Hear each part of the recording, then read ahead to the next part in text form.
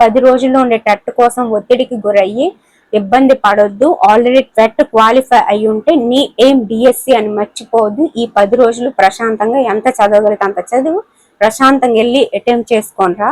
ఇదే మన ఆఖరి డిఎస్సి. ఇది తప్పితే మళ్ళీ డిఎస్సిని కొట్టడం చాలా కష్టం అనే నిజాన్ని మనం తెలుసుకొని మనం ఎంత ఎఫర్ట్స్ పెట్టగలమో మనం ఎంత కష్టపడగలమో అంతకంటే ఎక్కువ కష్టపడి ఈ డిఎస్సిని మనం ఎలాగైనా సాధించాలండి. లేదంటే సిలబస్ మారిపోతుంది, పుస్తకాలు దొరకవు. చెప్పాను కదా, చాలా చాలా చాలా ఇప్పటికంటే ఎక్కువ ఇబ్బందులు, ఎక్కువ కాంపిటీషన్ పెరిగిపోద్ది, పోస్టులు ఉండవు, చాలా ఇబ్బందులు అయిపోతాము. హాయ్ అండి, నేను మీ Vahini. Welcome to our channel Tarak Vahini TET and DSC. ఈ ఛానల్లో AP TET DSC syllabus everyday video class అనేవి ఫ్రీగా ఉంటాయి. ఇంకా ఎవరైనా ఛానల్ని సబ్స్క్రైబ్ చేసుకోకపోతే వెంటనే సబ్స్క్రైబ్ చేసుకోండి. ఈరోజు ఈ వీడియోలో మనం చాలా మంది మదిలో మెదులుతున్న ఒక సందేహం ఏంటంటే, అసలు ఎగ్జామ్కి వెళ్దామా వద్దా, మనం పర్ఫెక్ట్గా ప్రిపేర్ అవ్వలేదు కదా, ఎగ్జామ్కి వెళ్ళి ఏం చేస్తాం అని చెప్పి ఆలోచిస్తున్నారు. అలాగే టెట్లో ఆల్రెడీ క్వాలిఫై అయ్యి ఉండి టెట్లో కొంచెం ఎక్కువ స్కోర్ తెచ్చుకుందాం అనుకొని టైం లేకో, ఏదైతే మనకి టెట్ నోటిఫికేషన్ నుంచి ఇప్పుడు ఎగ్జామ్ హాల్ టికెట్ వచ్చిన వరకు ఉన్న టైంలో మీరు చదవాలని ఉన్న మీ పరిస్థితుల దృష్ట్యో, ఆరోగ్య పరిస్థితుల దృష్ట్యో, కుటుంబ పరిస్థితుల దృష్ట్యో మీరు చదవలేకపోయి ఉండొచ్చు. అలా చదవలేక ఇప్పుడు లాస్ట్ మినిట్లో ఇంకొక 4-5 డేస్ ఉందనగా ఎగ్జామ్కి వెళ్ళాలా వద్దా, అసలు టెట్కి ఎలా ఉంటే డిఎస్సికి ఎలా ఉంటుంది, అసలు నేను లైఫ్లో సాధించగలనని చెప్పి మదన పడుతున్న వాళ్ళందరి కోసం ఈ వీడియో అనమాట. చాలా మంది అంటే టెట్కి అప్లై చేసిన వాళ్ళలో 40% ఇదే డైలమాలో అయితే ఉంటారు నాకు తెలిసి. నేను చెప్తున్నది ఏంటంటే, ఎగ్జామ్కి వెళ్ళండి, అటెంప్ట్ చేయండి. ఇప్పుడు మీ ప్రిపరేషన్ ఎంతవరకు ఉందనేది మీకు ఒక అవగాహన వచ్చేస్తుంది కదా. టెట్ పేపర్ రాసిన తర్వాత స్కోర్ కోసం ఆలోచించవద్దు, టెట్ స్కోర్ పెరగలేదని బాధపడద్దు. టెట్లో 7 మార్కులు వస్తేనే డిఎస్సిలో 1 మార్క్ వస్తుంది. ఇంకొంచెం కష్టపడితే డిఎస్సిలోని 7 మార్కులు తెచ్చుకోవచ్చు, అంతే కదా.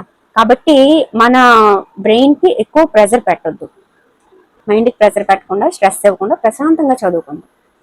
అయిపోయిందని మనం తిరిగి తీసుకురాలేము, కానీ మన ముందు డిఎస్సి అనే ఒక యజ్ఞం మన ముందు ఉంది. దానికి మనం రెడీగా ఉండాలి, దానికోసం ఎక్కువ కష్టపడాలి. సో ఇప్పుడు మీరు కష్టపడాలన్నా కష్టపడలేకపోయారు, ఎందుకంటే మీ పరిస్థితుల దృష్ట్యా. కానీ ఇవే పరిస్థితులు డిఎస్సికి రిపీట్ అవ్వకుండా ఉండాలి అంటే డిఎస్సి ప్రిపరేషన్ అనేది ఈ నిమిషమే స్టార్ట్ చేయాలి. ఇప్పుడు టెట్కి మనకి ఒక 5 days, 7 days, 10 days ఉందనుకోండి. ఈ 10 days కూడా ఆవరగా అన్ని చదివేసి, ఆల్రెడీ టెట్ క్వాలిఫై అయిన వాళ్ళ కోసమే చెప్తున్నానండి, ఆవరగా అన్ని చదివేసి ఏది ఫుల్ ఫ్లెడ్జ్డ్గా కంప్లీట్ చేయకుండా టెట్ ఎగ్జామ్ రాసేస్తాం. ఇది చదివితే అది చదివితే ఇది గుర్తొస్తుంటాయి, కన్ఫ్యూజ్ అయిపోతాం.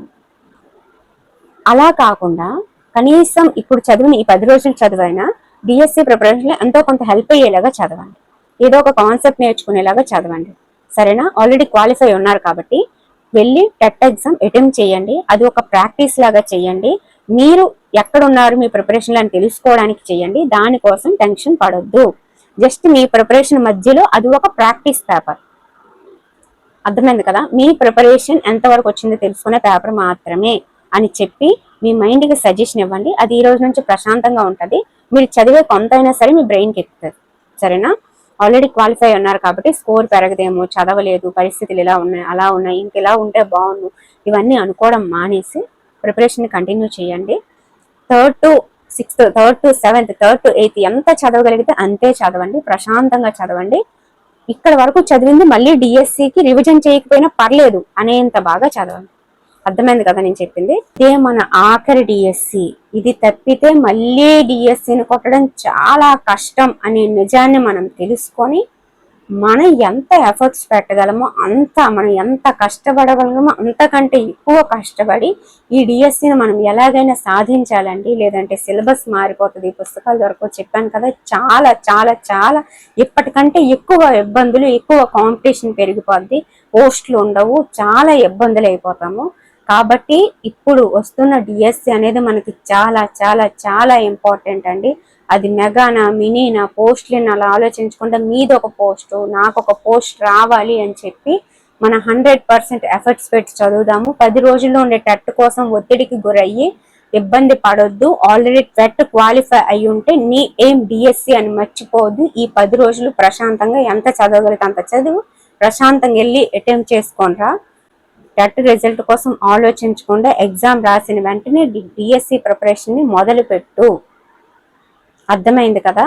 అలాగే మీ డిఎస్సి ప్రిపరేషన్ లో కూడా నేను పాలు పంచుకోవాలని అనుకుంటున్నాను. అయితే నేను క్లాసుల రూపంలో అయితే చేయలేను, ఎందుకంటే డిఎస్సి అనేది నా మెయిన్ గోల్ కాబట్టి ఏం చేద్దామంటే డైలీ నేను ఎలా ప్రిపేర్ అవుతానో ఆ టైం టేబుల్, నేను ప్రిపేర్ అయిన సిలబస్ అనేది మీకు ఛానల్లో పోస్ట్ చేస్తాను.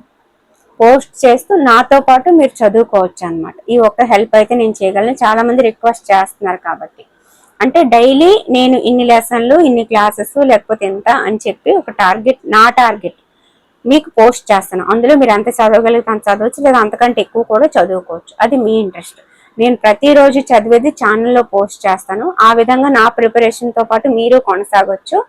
ప్రిపరేషన్ అంతా కంప్లీట్ అయ్యాక మళ్ళీ రివిజన్కి అలా ఏదైతే ఎగ్జామ్ అక్టోబర్లో ఉందో అక్టోబర్ వరకు మనము ఇదే పరిస్థితిని కొనసాగిద్దాం. ఓకేనా? అలాగే ఫ్రీ క్లాసెస్ అన్నీ కూడా యూజ్ చేసుకోండి. ఓకేనా? టెట్ కోసం అయితే ఆలోచించొద్దండి. చాలా మంది ఎగ్జామ్కి వెళ్ళాలా వద్దా అనేది కూడా ఆలోచిస్తున్నారు. వెళ్ళండి, అది ఒక ప్రాక్టీస్ పేపర్ లాగా. మీ ప్రిపరేషన్ ఎంతవరకు ఉందో తెలుసుకునే ఒక అవగాహన కోసం జస్ట్ వెళ్ళి ప్రశాంతంగా రాసి వచ్చేయండి. రాసి వచ్చిన తర్వాత దాని రిజల్ట్ కోసం ఆలోచించకుండా డిఎస్సి ప్రిపరేషన్ మొదలు పెట్టండి. నేను ఎగ్జామ్ రాసి వచ్చిన తర్వాత రోజు నుంచి ఎలా ప్రిపేర్ అవుతానో, నేను ఏ రోజు ఏం ప్రిపేర్ అవుతానని మీకు ఛానల్లో పోస్ట్ చేస్తాను. మీరు నాతో పాటు ప్రిపేర్ అవ్వచ్చు. ఓకేనా? ఇది విషయము. చాలా మంది ఈ 10 రోజుల్లో చాలా ఒత్తిడికి గురయ్యి తలనొప్పులు తెచ్చుకొని అసలు ఉపసంహరణ అనే ఒక రక్షక తంత్రాన్ని వాడి టెట్ ఎగ్జామ్కి వెళ్లకుండా ఉండిపోదాం అనే దీంట్లోకి వచ్చేస్తున్నారనమాట. వెళ్ళండి, అటెండ్ చేయండి, పేపర్ ఎలా ఉంటుందో తెలుసుకుందాం, జస్ట్ ప్రాక్టీస్ చేసి వద్దాము. ఎందుకంటే ఇవే మెయిన్ కాదు కదా, మనం ఇంతకుముందు ఆల్రెడీ క్వాలిఫై అయి ఉంటే మనకి నో ప్రాబ్లం. కాబట్టి అలాంటి వాళ్ళందరూ కూడా వెళ్ళి అటెండ్ చేయండి. లేదు ఇదే ఫస్ట్ టెట్ అయితే మాత్రం ఈ 10 రోజులు చాలా బాగా యూజ్ చేసుకోండి. ఒక టెక్నిక్ కూడా ఇంతకుముందు వీడియోస్లో చెప్పాను, చూడండి. ఓకేనా? ఇది విషయం అండి. సో అందుకని ఈ వీడియో చేశాను అనమాట. అలాగే మన ఛానల్లో ఫ్రీ క్లాసెస్ రన్ చేస్తున్నప్పటికీ అడగకుండానే ప్రతి నెల కూడా రీజాయిన్ అవుతూ నాకు ఎంతో సపోర్ట్ ఇస్తున్న వాళ్ళందరికీ థ్యాంక్ యూ చెప్పడం కోసం కూడా ఈ వీడియో అనమాట. చాలా చాలా థ్యాంక్స్ అండి. మీరు ఇచ్చేది చిన్న ప్రోత్సాహమైనా సరే నాకు ఎంతో ఉత్సాహాన్ని అందిస్తుంది అనమాట. సో నాకు కూడా కొంత ఫైనాన్షియల్ ఇది కూడా ఉంటుంది. So thank you so much అండి. ఈ మధ్యన చాలా మంది రీజాయిన్ అయ్యారు, జాయిన్ అయ్యారు. Thank you so much. ఈ 10 డేస్లో వాళ్ళందరికీ కూడా నేను సపరేట్గా పోస్టులు పెట్టి థ్యాంక్ యూ చెప్పడం జరిగింది. ఇలా చాలా మంది లేడీస్ కావచ్చు, జెంట్స్ కావచ్చు, పక్కన నేను నేమ్స్ ఇస్తాను. వీళ్ళందరూ కూడా మన ఛానల్లో మెంబర్గా రీజాయిన్ అయ్యారు. ఫ్రీగా క్లాసెస్ చెప్తామని తెలుసు. వాళ్ళు రీజాయిన్ అయినా, ఒకసారి జాయిన్ అయ్యి వదిలేసిన వాళ్ళు ఎప్పుడు నా సబ్స్క్రైబర్స్గానే నేను భావిస్తానని తెలుసు.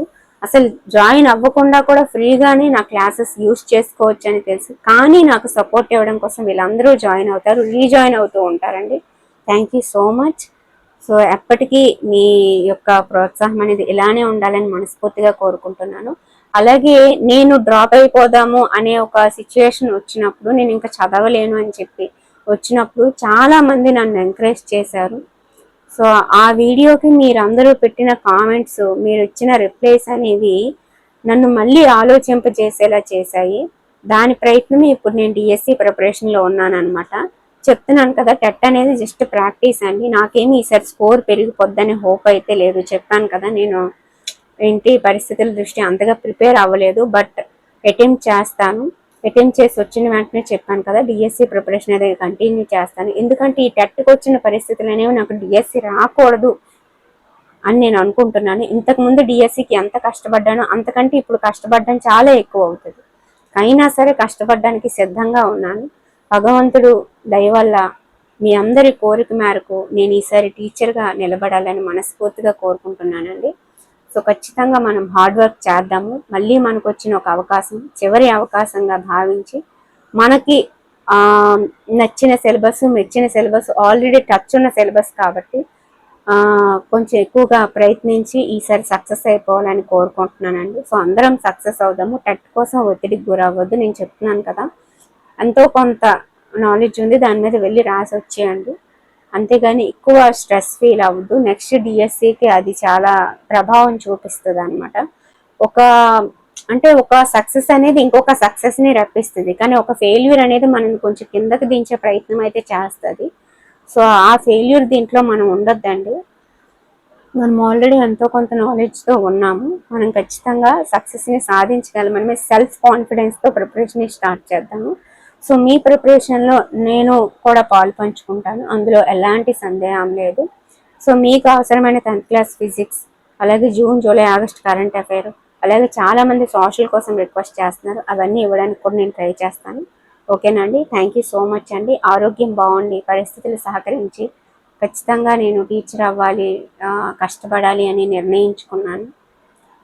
కష్టపడడానికి సిద్ధంగా ఉన్నాను, చూడాలి. మరి ఈ టెట్కి అయితే ఏం లేదు, అసలు రిజల్ట్ కోసం కూడా నేను వెయిట్ చేయను, జస్ట్ ఒక ప్రాక్టీస్, ఒక మోడల్ పేపర్లో రాసి వచ్చేస్తాను అంతే. తర్వాత మాత్రం డిఎస్సికి సిచ్యువేషన్ రాకుండా మాత్రం జాగ్రత్త పడతాను. సో మ్యాక్సిమం ఒక 40% మంది ఇదే సిచ్యువేషన్లో ఉన్నారని అనిపించి వీడియో చేశాను. కొంతమంది కామెంట్స్ చేశారు, మా ఫ్రెండ్స్లో చాలామంది ఇంకా నేను టెట్ ఎగ్జామ్కి వెళ్ళనని కూడా అంటున్నారు. సో మేబీ అలాంటి వాళ్ళందరికీ ఒక హోప్లా ఉంటుందని చెప్పి వీడియో చేశాను అనమాట. అలాగే ఛానల్లో మెంబర్స్గా రీజాయిన్ అయిన వాళ్ళకి, జాయిన్ అయిన వాళ్ళకి అందరికీ thank you so much. Okay అండి, thank you, all the best.